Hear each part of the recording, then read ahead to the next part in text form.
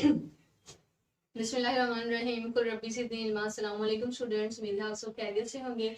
और last lecture में हम लोगों ने डिस्कस किया था हाइब्रिडाइज्ड उसको डिस्कस किया फंक्शनल ग्रुप्स को, और हमने काफी सारी एग्जांपल्स भी देखी थी। हमने कौन कौन से ग्रुप्स पढ़े थे। हमने हाइड्रोक्सिल ग्रुप के बारे में डिस्कस किया था, हमने carboxylic group, carbonyl group, aldehyde group, ketones group उसमें हमने पढ़े थे कार्बोनिल ग्रुप में। और इसके अलावा हमने एस्टर लिंकेज, ईथर्स के बारे में पढ़ा था। हमने भी पढ़ा था अमाइंस के बारे में पढ़ा था, और हमने अमीन्स के बारे में पढ़ा था। जो AMIN होता है उसे हम कहते हैं अमीन, और जो IMINO होता है उसे हम कहते हैं अमाइनो ग्रुप, इमाइनो ग्रुप भी उसे कह देते हैं। ठीक है। फिर हम लोगों ने स्कैनो ग्रुप के बारे में पढ़ा था, आर्केप्टो ग्रुप के बारे में पढ़ा था, अल्केन्स, अल्कीन्स और अल्काइंस के बारे में डिस्कस किया था। ओके, अब आज हम लोग डिस्कस करने जा रहे हैं सॉरी हाइब्रिडाइजेशन के बारे में डिस्कस करने जा रहे हैं। और हाइब्रिडाइजेशन जो है ना, अभी मैं सिर्फ आपको इंट्रोडक्शन दूंगी, ये भी उसी चैप्टर का टॉपिक है। ये आप लोगों ने फर्स्ट ईयर क्लास में डिटेल से इसे पढ़ा था, हाइब्रिडाइजेशन होती क्या है।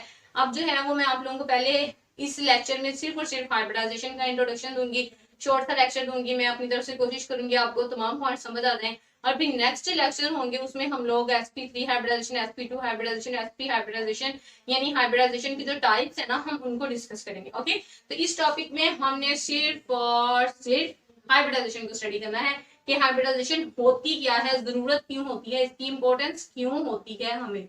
तो हाइब्रिडाइजेशन की जरूरत क्या होती है। हाइब्रिडाइजेशन की जरूरत जो है वो सबसे पहले जो है ना, वो कार्बन की टेट्रावैलेंसी को एक्सप्लेन करने के लिए इसकी जरूरत पड़ी। ठीक है, कार्बन की टेट्रावैलेंसी को एक्सप्लेन करने के लिए हमें सबसे पहले हाइब्रिडाइजेशन की जरूरत पड़ी। अब वो कार्बन की टेट्रावैलेंसी को क्यों एक्सप्लेन करने के लिए जरूरत पड़ी है कि हमें पता है कि जो कार्बन है उसका एटॉमिक नंबर होता है 6।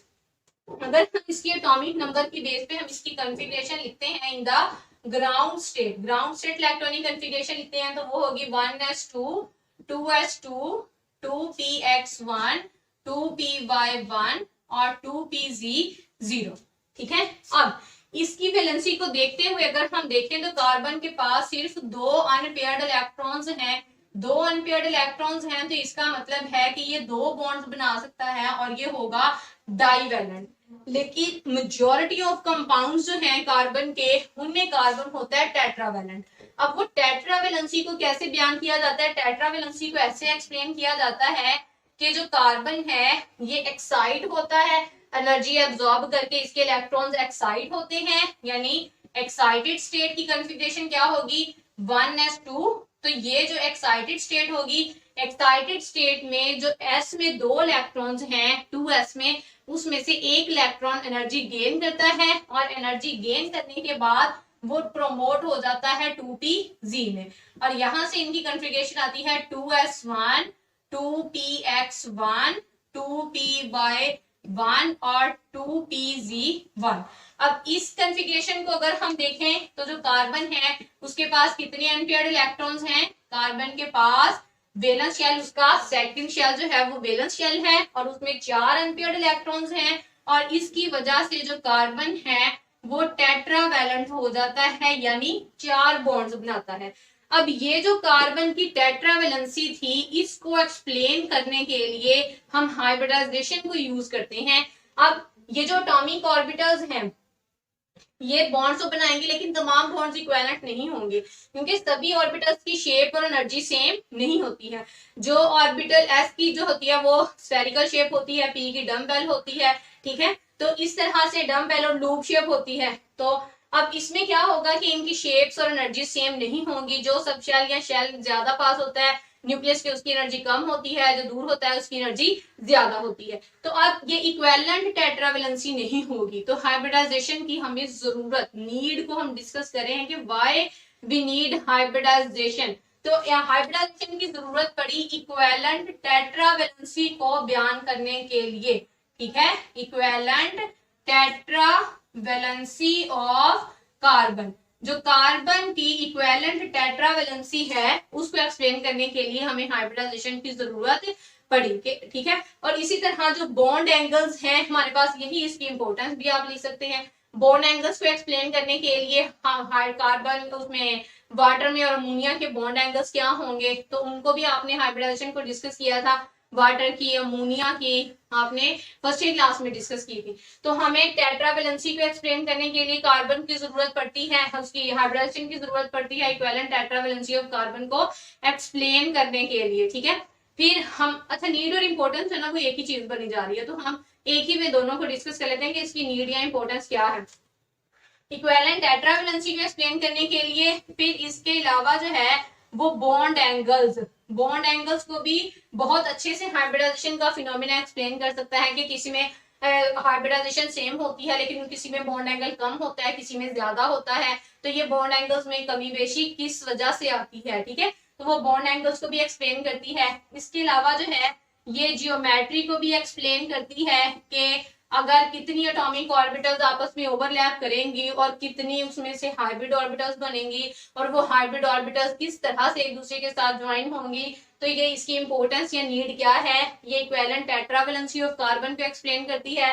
इसके अलावा ये बॉन्ड एंगल्स को एक्सप्लेन कर सकती है और ये ज्योमेट्री को भी एक्सप्लेन करती है। अब ये जो सारे पॉइंट्स है ना, ये हम लोग जब हम हाइब्रिडाइजेशन की टाइप्स पढ़ेंगे, sp3 हाइब्रिडाइजेशन, sp2 हाइब्रिडाइजेशन और sp हाइब्रिडाइजेशन, तो उसमें आप देखेंगे कि सब में जो है वो मिक्सिंग ऑर्बिटल्स के नंबर भी डिफरेंट होते हैं और इसके अलावा उनके बॉन्ड एंगल्स भी सब में डिफरेंट होते हैं और सब में जो ज्योमेट्रीज हैं मॉलिक्यूल्स की वो भी डिफरेंट होती हैं, ठीक है। आगे समझ। अब यहाँ भी मैं आपको डेफिनेशन बताऊंगी, डेफिनेशन अब आपको समझ आ गई होगी कुछ कुछ। तो क्या होता है इसमें हाइब्रिडाइजेशन में जो एटॉमिक ऑर्बिटल्स होती हैं, एटॉमिक ऑर्बिटल्स की एनर्जी और शेप क्या होती है, डिफरेंट होती है। Atomic orbitals having different shapes and energies intermix to give hybrid orbitals of same shapes and energies, ठीक है। आगे समझ। इसमें क्या होता है, एटॉमिक ऑर्बिटल्स मिक्स होती हैं और एटॉमिक ऑर्बिटल्स कौन सी, हैविंग, जिनके पास क्या होगा, हैविंग डिफरेंट, जिनकी डिफरेंट शेप होंगी और एनर्जीज भी उनकी डिफरेंट होंगी। Atomic orbitals having different shapes and energies intermix, वो आपस में ही इंटरमिक्स हो जाएंगी टू गिव हाइब्रिड ऑर्बिटल्स, और उसके बाद वो हमें हाइब्रिड ऑर्बिटल्स प्रोवाइड करेंगी। और हाइब्रिड ऑर्बिटल्स, यहाँ इनको डीजनरेट ऑर्बिटल्स कहते हैं। हाइब्रिड ऑर्बिटल्स कौन से होते हैं, जिनकी सेम शेप और सेम एनर्जी होती है, having same shape and same energy. बात समझ आ गई है। तो हाइब्रिडाइजेशन की डेफिनेशन क्या हुई कि हाइब्रिडाइजेशन में हम क्या करते हैं, हाइब्रिडाइजेशन में एटॉमिक ऑर्बिटल्स, किसी भी एटम की जो एटॉमिक ऑर्बिटल्स हैं जिनकी एनर्जी और शेप्स उनकी डिफरेंट होती हैं, वो आपस में मिक्स होती हैं और उसके बाद हमें ऐसी ऑर्बिटल्स दे देती हैं जिनकी शेप्स और एनर्जीज हैं, जिनकी शेप्स और एनर्जीज सेम होती हैं, ठीक है। आगे समझ। और फिर इस तरह से हम इक्विवेलेंट टेट्रा वैलेंसी को एक्सप्लेन कर सकते हैं, ठीक है। इक्विवेलेंट टेट्रा वैलेंसी अगर तो डिफरेंट शेप्स और डिफरेंट एनर्जीज वाली आपस में बॉन्डिंग कर लेंगी तो फिर वहां से क्या होगा कि इक्विवेलेंट बॉन्ड नहीं बनेंगे, ठीक है। लेकिन अगर हम लोग हाइब्रिड ऑर्बिटल्स लें तो हाइब्रिड ऑर्बिटल्स में तमाम के तमाम बॉन्ड्स इक्विवेलेंट होंगे, यानी सबकी बॉन्ड लेंथ और बॉन्ड एंगल्स जो है वो सेम होंगे, ठीक है। आगे समझ। और उसके बाद बॉन्ड एंगल्स को भी ये बताएगी, बॉन्ड एंगल्स कैसे डिफरेंट होते हैं ये भी हम इंशाल्लाह डिस्कस करेंगे। फिर ज्योमेट्रीज को भी एक्सप्लेन करेगी। अब हाइब्रिडाइजेशन में एक और चीज को बताना जरूरी है। अब यहाँ तक तो समझ रखिए ना कि हाइब्रिडाइजेशन की क्यों जरूरत होती है। हमें equivalent tetra valency of carbon को एक्सप्लेन करने के लिए, बॉन्ड एंगल्स को, बॉन्ड ज्योमेट्रीज को एक्सप्लेन करने के लिए। और इस फिनोमिना की जो डिस्कवरी है, उसकी डिस्कवरी का जो सेहरा है वो लाइनस पॉलिंग के सर है, ठीक है। लाइनस पॉलिंग ने 1931 में हाइब्रिडाइजेशन को डिस्कवर किया था और वो सबसे पहला काम हाइब्रिडाइजेशन का क्या था कि ये कार्बन की इक्विवेलेंट टेट्रा वैलेंसी को एक्सप्लेन करेगी, ठीक है। तो ये इसकी इंपॉर्टेंस भी हो गई, नीड भी हो गई है। एक्साइटेड स्टेट में पहले एटम्स आएंगे और एक्साइटेड स्टेट में जब आते हैं तो number of unpaired electrons increase हो जाते हैं और फिर जो है जब ये बॉन्डिंग करते हैं तो ये हाइब्रिडाइजेशन भी साइमल्टेनियस कर लेते हैं, ठीक है। बॉन्ड फॉर्मेशन हो गया, एक्साइटेशन हो गया और हाइब्रिडाइजेशन, ये तमाम के तमाम साइमल्टेनियस प्रोसेस होते हैं। यानी जैसे ही वो एक्साइट होंगे फौरन से वो हाइब्रिडाइज हो जाएंगे और जैसे ही वो हाइब्रिडाइज हो जाएंगे तो उनकी बॉन्डिंग भी बन जाएगी, ठीक है। या आप कह सकते हैं कि जब ये किसी के साथ बॉन्ड बनाने लगते हैं तो फिर ये इलेक्ट्रॉन्स एक्साइट होते हैं, इलेक्ट्रॉन्स एक्साइट होते हैं तो हाइब्रिडाइजेशन हो जाती है। ये तमाम के तमाम प्रोसेसेस जो हैं वो साइमल्टेनियस होते हैं, यानी एक ही वक्त में तमाम अमल होते हैं वाकया। ठीक है, आगे समझ। अब यहाँ पे एक और क्वेश्चन का आंसर देना जरूरी है जो कि आपका इंपॉर्टेंट शॉर्ट क्वेश्चन भी होता है। वो अक्सर आपसे पूछा जाता है कि from where does the energy come to excite the atom. Atom को एक्साइट करने के लिए एनर्जी कहाँ से आती है। ठीक है, कि जब एक एटम जो है वो एक्साइट होता है तो ये जो एनर्जी है ये कहाँ से आती है। From where does the energy come to excite the atom. Atom को एक्साइट करने के लिए एनर्जी कहाँ से आती है, तो वो कहाँ से आएगी। अब आपकी बुक पे जैसा कि ये क्वेश्चन है और ये इंपॉर्टेंट शॉर्ट क्वेश्चन है तो मैं बता रही हूँ कि कार्बन जो है ये डाईवैलेंट होता है अगर ग्राउंड स्टेट में हो, जबकि एक्साइटेड स्टेट में ये टेट्रावैलेंट होता है। अब जब ये डाईवैलेंट होता है और जब भी किसी एटम ने बॉन्ड बनाने हैं तो एनर्जी जो है वो बॉन्ड फॉर्मेशन में क्या होती है, मोस्टली लूज होती है। ठीक है, जब ये बॉन्ड फॉर्मेशन करते हैं, व्हाई डू एटम्स रिएक्ट, जब वो एटम्स रिएक्ट करते हैं तो बॉन्ड फॉर्मेशन के बाद वो क्या होते हैं, स्टेबल हो जाते हैं। ठीक है, स्टेबल होने के लिए, और स्टेबल जब होते हैं, और हमें पता है कि system at lower energy is always stable. ठीक है, कोई भी सिस्टम जो है वो लोअर एनर्जी पे ज्यादा स्टेबल होता है। तो अब होगा क्या कि जब वो दो बॉन्ड्स बना रहे हैं तो फर्ज करें कि अगर वो 20 किलो जूल एनर्जी रिलीज करता है, पर मोल एनर्जी रिलीज करता है कार्बन एटम जब वो डाईवैलेंट होगा, लेकिन जब वो टेट्रावैलेंट होगा तो वो कितने जॉल एनर्जी रिलीज करेगा, 40 किलो जॉल पर मोल एनर्जी रिलीज करेगा। अब ये जो एनर्जी होगी ये इतनी इनफ होगी कि ये इस एटम को एक्साइट करवा देगी। ठीक है, अब देखें जरा, हमेशा सिस्टम ने किस तरफ जाना होता है, स्टेबिलिटी की तरफ। तो अगर वो 20 किलो जॉल एनर्जी रिलीज करता है तो फिर वो ज्यादा लोअर एनर्जी पे जाके स्टेबल होगा कि अगर वो 40 किलो जॉल पर मोल एनर्जी रिलीज करेगा तो फिर वो लोअर एनर्जी पे जाके ज्यादा स्टेबल होगा। तो किस केस में होगा, जब वो 40 किलो जूल पर मोल एनर्जी को रिलीज करेगा।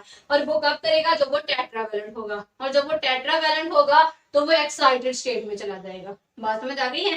तो यहाँ से एनर्जी आती है कि जब वो डाईवैलेंट होता है तो वो एनर्जी रिलीज करता है जितनी टेट्रावैलेंट के केस में वो उससे डबल अमाउंट की एनर्जी रिलीज करता है, और वो जो एनर्जी है वो इतनी इनफ होती है कि वो कार्बन एटम को एक्साइट करवा देती है। ठीक है, कार्बन एटम की बात करें या किसी भी दूसरे एटम की बात करें तो वो उनको एक्साइट करवा देते हैं। आगे समझ। तो यहाँ से एनर्जी आती है, और यहाँ पे क्यों इसे ये एनर्जी कहाँ से आती है, बॉन्ड फॉर्मेशन से आती है। जब बॉन्ड फॉर्मेशन होती है वो स्टेबिलिटी की तरफ लेके जाती है, स्टेबिलिटी लोअर एनर्जी पे ज्यादा होती है।